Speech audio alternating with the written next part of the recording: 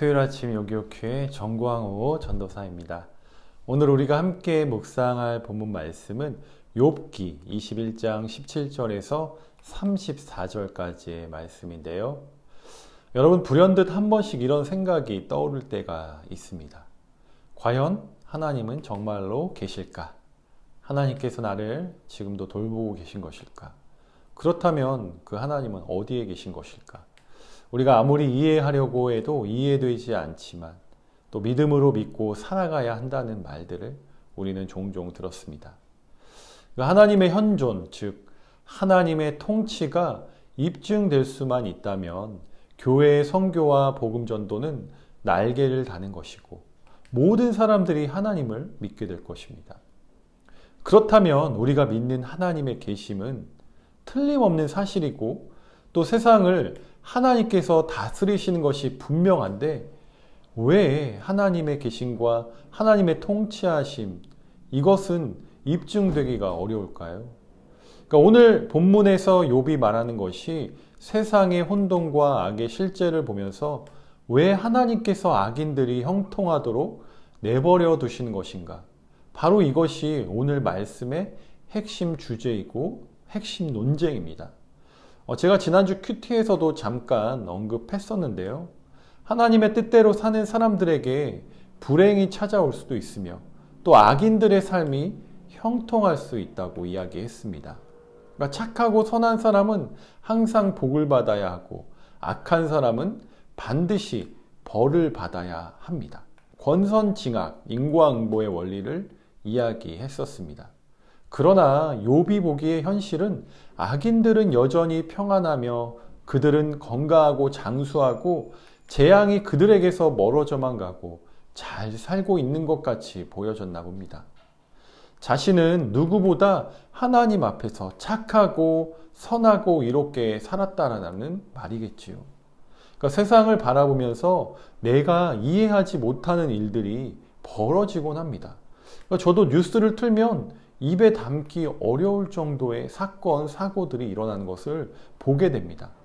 그러니까 우리는 어려운 일이 처했을 때 사람들은 하나님께서 정말 살아계시다면 어떻게 이런 일이 일어나도록 그냥 내버려 두시냐, 이런 질문을 깊게 하게 되면서 하나님이 계시지 않을 것 같은 느낌이 들고 또 신앙을 갖고 있는 사람들에게도 회의감이 들 때가 있었을 것입니다. 그러니까 이런 하나님의 계심과 유신 논증에 휘말리게 되면 하나님의 통치가 심각하게 훼손됩니다. 그러니까 작년에 코로나가 처음 나왔을 때 하나님께서 코로나로 중국을 심판하시는 것이다, 또 모든 나라가 회개해야 한다는 말을 하는 사람들이 있었습니다. 또 이런 엄청난 재해 앞에서도 자비하고 전능하신 하나님께서는 우리의 고통과 아픔을 돌보아 주시지 않고 그저 이런 비극들을 허락하신 것이 아니냐는 이야기를 하는 사람들도 있었습니다. 그러니까 만약에 코로나와 질병을 하나님께서 허락하신 것이라면 하나님은 결코 사랑과 자비의 하나님이 아니라는 주장이겠지요. 그러니까 결국 이러한 혼돈과 무질서의 경험은 세상의 창조가 우연에 의해 이루어졌다는 그런 생각을 하게 만들고 마침내 과학을 내세워 무신론을 내세우는 사람들이 나타나기 시작했습니다. 그러니까 하나님의 심판이 더디고 하나님이 안 계신 것 같을 때 악인들이 형통하고 잘 살아가는 것을 보았을 때 지금 욥의 마음이 무너져 내렸습니다. 우리도 가끔 그럴 때가 있잖아요. 나보다 하나님 안 믿고 악하게 살아가는 것 같은데 어떤 사람들은 너무나 잘 되는 모습을 보게 된 거죠. 지금 욥이 그런 상황인 거거든요. 그러니까 욥은 사실 하나님께서 의인이라고 칭해 주셨던 그 사람, 온전하고 정직하여 하나님을 경외하고 악에서 떠난 자라고 말씀해 주십니다.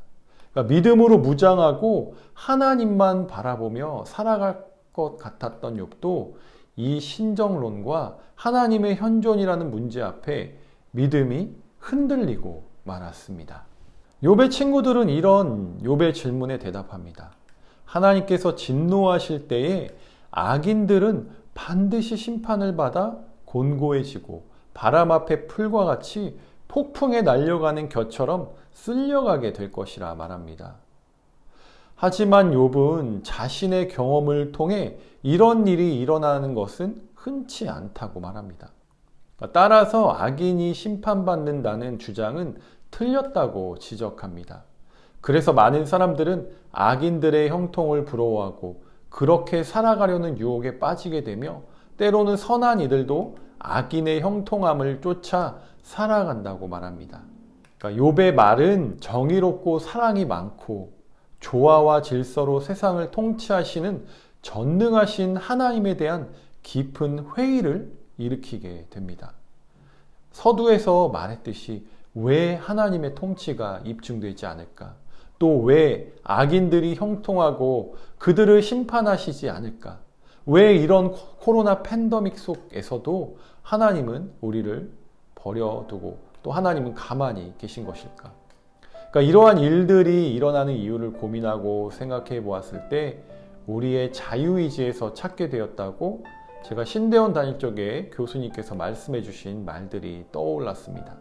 그러니까 세계 역사의 참된 주인은 하나님이시지만 자유로운 인간 역시 역사를 이끌어가는 또 하나님의 주체이기 때문에 우리는 이 엄청난 자유를 갖고 우리는 악을 행할 가능성이 있고 이미 역사 속에서 수없이 악을 행하며 또 악을 나타냈기 때문에 이 모든 일을 하나님께 귀결시키면 안 된다는 것을 깨닫게 되었습니다.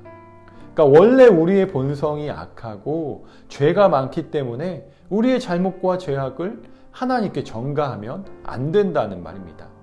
그러니까 하나님께서 천지를 창조하실 때 인간에게 자유의지를 주셨습니다. 그러니까 자유의지란 자유롭게 내 마음대로 살 수 있다는 것입니다. 언제든지 우리는 하나님의 편을 떠나 악하게 살 수 있다라는 말로 해석할 수 있습니다. 그러니까 하나님께서 이것을 모르고 우리에게 자유의지를 주셨을까요? 아니요. 저는 분명히 하나님은 알고 계셨다라고 생각합니다. 그러니까 인간이 타락할 것이라는 것을 하나님을 적대하고 하나님 보시기에 선하지 않은 일들을 할 것이라는 것을 분명히 하나님께서 알고 계셨을 것입니다. 결국 이 문제의 해답은 예수 그리스도께 있음을 우리는 알아야 합니다. 그러니까 예수님께서는 인간과 세상이 만든 죄와 악에 대한 저주와 심판을 이 모든 짐을 십자가에서 담당하시고 피 흘려 죽으셨습니다. 그러니까 우리 인간과 세상이 하나님과 새로운 관계 속에 있도록 구원자가 되어 주셨다라는 말입니다. 칼바르트는 이렇게 이야기합니다. 십자가에 계시된 하나님은 인간을 버리시지 아니하시는 하나님의 계시였다. 이렇게 말합니다. 그러니까 바르트는 이런 표현도 합니다. 하나님의 극단적인 사랑이시다. 스스로 인간의 죄를 짊어지시고 대신 인간을 살려내는 대속의 행위. 그러니까 즉 하나님은 예수님을 버리시고 모든 인간을 구원하시기로 작정하셨다는 것을 바르트는 말합니다. 하나님께서 영원 전부터 인류를 창조하시면서 이 문제에 대한 답을 예비해 주셨습니다. 그것은 바로 예수 그리스도를 통해 나타난 십자가의 사랑, 이 엄청난 사랑과 보혈의 공로, 이 은혜는 하나님께서 살아계시고 이 세상을 통치하고 계시다는 증거이며 이것이 바로 하나님의 현존의 입증이라고 말할 수 있습니다. 하나님께서는 악인의 형통을 가만히 내버려 두시는 것이 아닙니다. 예수님께서 다시 오실 때에 재림의 때에 모든 사람들은 심판을 받게 될 것입니다. 그때가 아직 임하지 않은 것일 뿐입니다. 우리는 그날이 더디게 온다고 잠들어 지쳐 세상의 방법대로 살아가는 것이 아니라 신랑을 기다리며 기쁨으로 기름을 준비하고 등불을 밝혔던 슬기로웠던 5 신부와 같이 영적으로 깨어 이 세상을 바라보며 살아가는 우리 청년들이 다 되시기를 간절히 소망합니다. 네, 또 내일 계속해서 이 말씀을 놓고 함께 나눠보도록 하겠습니다. 네, 잘 보내시고요. 요하.